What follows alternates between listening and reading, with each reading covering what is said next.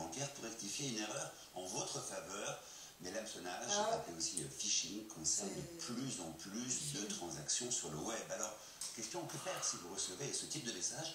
Comment reconnaître ce genre de piège? Ce soir, c'est Margot Manière qui vous répond. Une première question, Margot. En quoi consiste le hameçonnage? Le hameçonnage ou le phishing, c'est la même chose. C'est une technique utilisée par les escrocs afin d'obtenir des informations confidentielles d'internautes, vos coordonnées bancaires le plus souvent. Leur méthode, ils se font passer pour une institution reconnue. Concrètement, vous allez recevoir un email des impôts, attention, ça peut être aussi de la sécurité sociale, les caisses d'allocation familiale, votre opérateur téléphonique ou encore votre banque. La plupart du temps, le message indique qu'il y a eu un problème informatique ou que l'organisme vous doit de l'argent. On vous demande alors de cliquer sur un lien pour remplir un formulaire.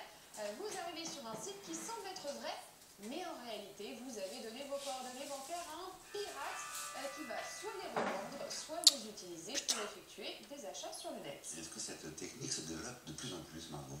Dans le monde, on estime qu'environ 3000 sur 100 sont des hameçonnages.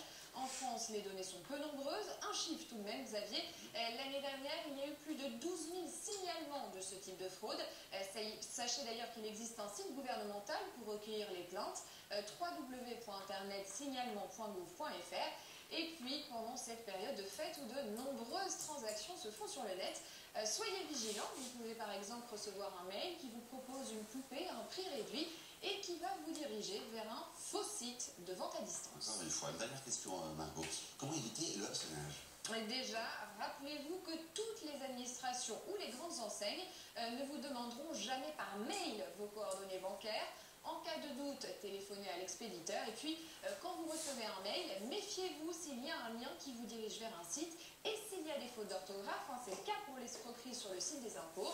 Si vous avez encore des questions, il existe une plateforme téléphonique officielle, le 0811 02 02 17. Enfin, si vous êtes tout de même victime, il faut absolument porter plainte. C'est la seule façon de vous faire rembourser par votre banque. Voilà, c'est très clair, merci beaucoup. Est-ce que vous avez un chat, Margot? Non. Eh bien, vous avez tort, c'est très tendance. Ça miaule beaucoup.